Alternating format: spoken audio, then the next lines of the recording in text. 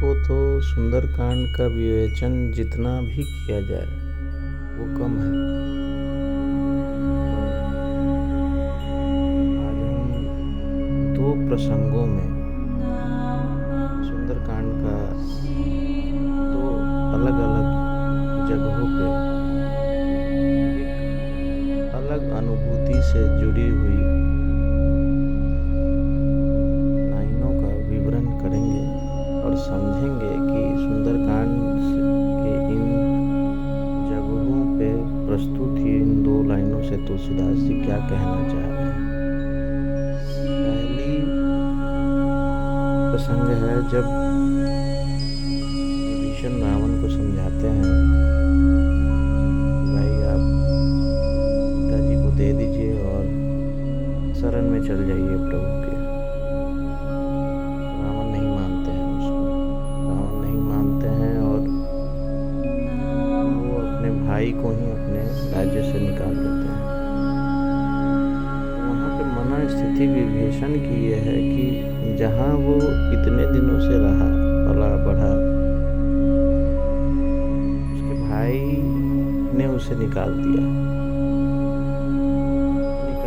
तो वहाँ तो विभीषण का सर्वस्व लूट गया था ना। कहने का मतलब अगर हम अपने घर पे रहते हैं और हमें अपने घर से ही कोई निकाल दे तो इससे बड़ा दुख क्या है। तो विभीषण उस समय दुख में था, पर उस दुख की अनुभूति उसे नहीं थी। क्यों नहीं थी वो इन तीन पंक्तियों से हम देखेंगे। देखहूँ जाई चरण जल जाता, अरुण मृदुल सेवक सुखदाता, जे पद परसी तरी ऋषि नारी, दंडक कानन पावनकारी। मैं जाकर भगवान के कोमल और लाल वर्ण के सुंदर चरण कमलों का दर्शन करूंगा, जो सेवकों को सुख देने वाले। इन चरणों का स्पर्श पाकर ऋषि पत्नी अहिल्या, गौतम ऋषि की पत्नी थी अहिल्या, तर गई और जो दंडक वन को पवित्र करने वाले हैं। फिर दूसरी लाइन है, जो पद जनक सुता उर लाए, कपट कुरंग संग धर धाय, हर उर सर सरोज पद जेई, अहो भाग्य मैं देखहूँ तेई। जिन चरणों को जानकी जी ने हृदय में धारण कर रखा है, जगत माता अपने हृदय में धारण करती है। जो कपट मृग के साथ पृथ्वी पर उसे पकड़ने को दौड़े थे। पिताजी ने कहा था, उन्हें मृग दिखा था जो अच्छा लगा था उन्हें, तो सीताजी ने कहा था उन्हें ये अच्छा लग रहा है, तो उसके पीछे प्रभु दौड़े थे। और जो चरण कमल साक्षात शिवजी के हृदय रूपी सरोवर में रहता है। मतलब राम जी का जो चरण कमल है वो शिव जी अपने सरोवर में, हृदय रूपी सरोवर में हमेशा रखे रहते हैं। मेरा हो भाग्य है कि उन्हीं को आज मैं देखूंगा।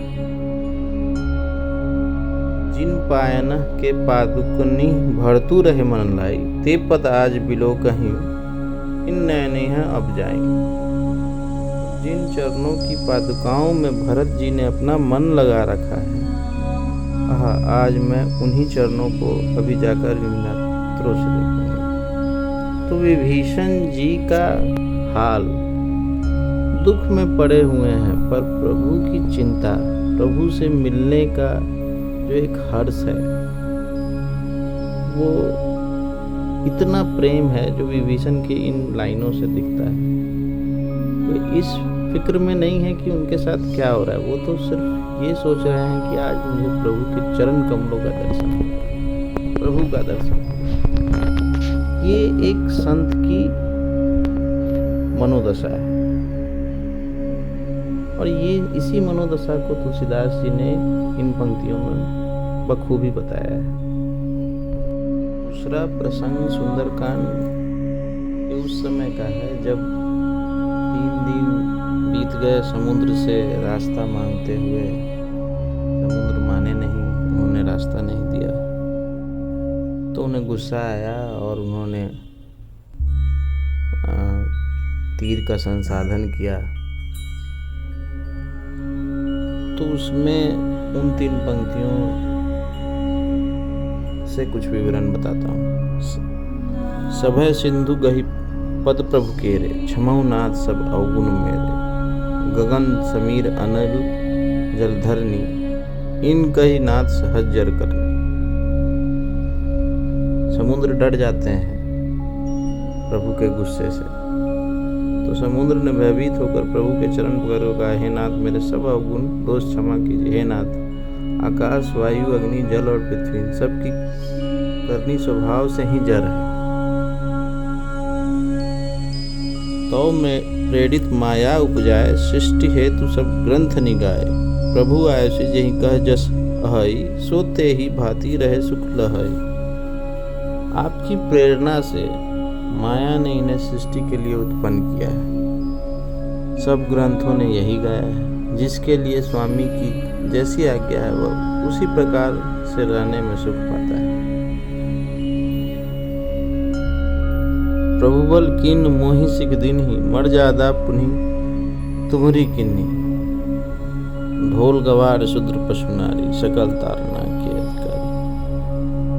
प्रभु ने अच्छा ही किया जो मुझे शिक्षा दंड दी, किंतु मर्यादा जीवों का स्वभाव भी आपकी ही बनाई हुई है।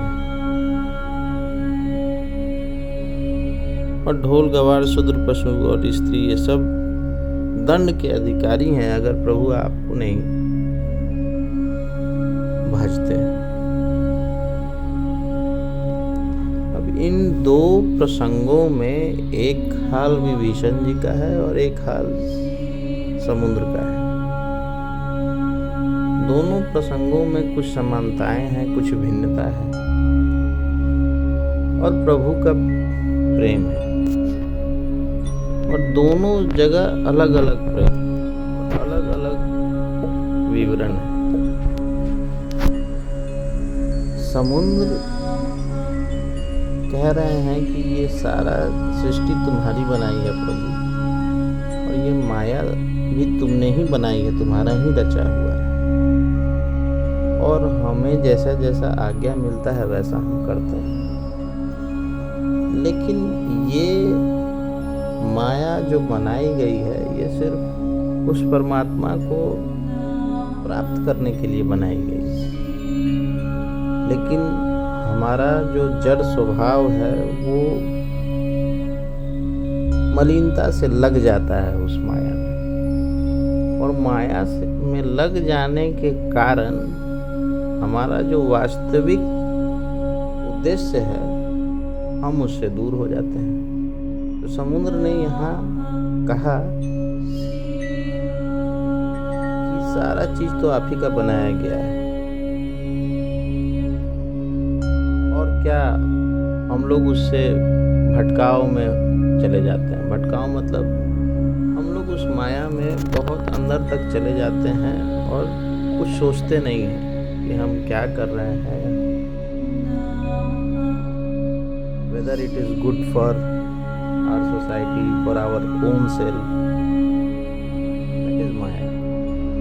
नहीं है उसमें हम लोग परेशान हैं और रम गए हैं। इसका भान है कि भाई ये है, वो माया है, माया अपने में फंसा लेती है और रम जाते हैं। तो वहाँ पे प्रभु का दंड जो है काम में आता है, ताकि दंड से सब आदमी चेत जाए कि नहीं, सबसे बड़ा धर्म है, सबसे बड़ा उद्देश्य है प्रभु को प्राप्त करना, प्रभु का जप करना, प्रभु का भजन करना, प्रभु में लीन रहना। प्रभु के लिए ही ये मनुष्य शरीर मिला है, और सब जितना भी जीवात्मा है वो सब प्रभु का ही बनाया हुआ है, और प्रभु है, सब चीज प्रभु है, प्रभु में सब चीज लीन है। इन दोनों प्रसंगों में समानता ये है कि प्रभु ही है लास्ट अल्टीमेटम। विभीषण को हनुमान जी के सत्संग से प्रभु का मिलने का मौका मिला। वो संत तो थे ही, तो वैसे लोग कलयुग में हैं। जो बहुत सारे लोग हैं जो संत हैं, पर वे ये भूल चुके हैं कि वे संत हैं, तो उन्हें सत्संग की ज़रूरत पड़ती है। तो प्रभु उनके लिए सत्संग का व्यवस्था करते हैं और उनको अपनी ओर खींचते हैं। तो विभीषण को हनुमान जी का सत्संग प्राप्त हुआ और सत्संग के कारण उनके साथ ये सब हुआ। तो वो रावण को समझा रहे हैं, रावण ने उन्हें देश से निकाला और वो फिर शरणागत हुए प्रभु के। तो ऐसे लोग हैं, उनके लिए प्रभु का विधान ऐसा है। कलयुग में भी ऐसा ही है कि कुछ लोग बुरे नहीं हैं, संत ही हैं, पर वे कहीं ना कहीं डाइवर्टेड हैं। तो प्रभु उनको सत्संग देके अपने तरफ बुलाते हैं। और कुछ लोग कैसे हैं? कुछ लोग अपने भोग में इतने रम गए हैं कि उन्हें भान भी नहीं है कि वे मनुष्य शरीर पाके कर क्या रहे हैं। तो उनकी स्थिति कैसी है? उनकी स्थिति समुद्र की तरह है। तो समुद्र पे क्या हुआ? ढोल गवार शूद्र पशु नारी, सकल तारना के अधिकार। ये लाइन का मतलब ये है कि जो लोग मोह में पड़े हैं और ऐसा बर्ताव कर रहे हैं, उस मोह को अपना मान लिया है, जड़ करनी, मतलब अपने जड़, हम लोग का सहज स्वभाव जड़ ही है। हम लोग अपने शरीर के भान में आ जाते हैं, पर शरीर का भान इल्यूजन है, वो नहीं रहने वाला है। शरीर एक दिन जाएगा।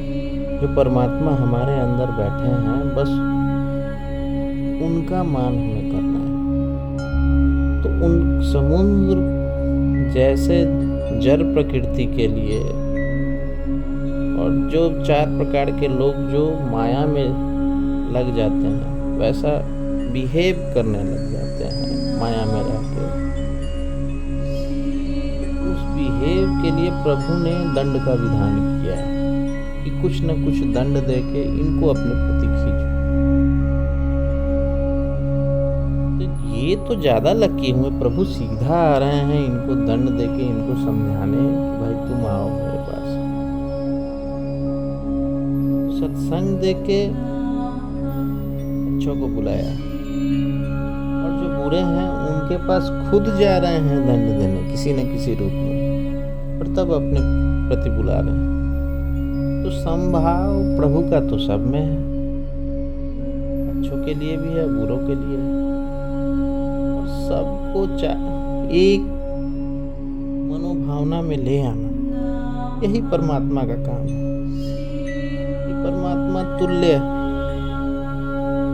सबका संभाव हो जाए, जहाँ सिर्फ प्रेम ही प्रेम। तो सुंदर कांड में तुलसीदास जी ने बहुत ही गूढ़ता से इन प्रसंगों को समझाया है।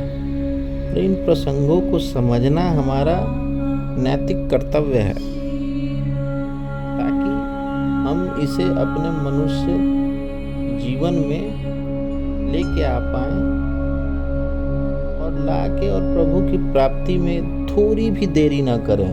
जिस परिस्थिति में है प्रभु वहाँ भी प्राप्त हैं, वहाँ सहज प्राप्ति है, बस समझने भर की देरी है।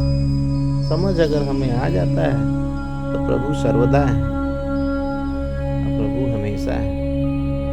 तो बिना समय गवाए हुए हमें जैसा प्रभु ने वर्क दिया है, हम करते हुए प्रभु में स्थित होने का कोशिश करें। आज के लिए इतना ही।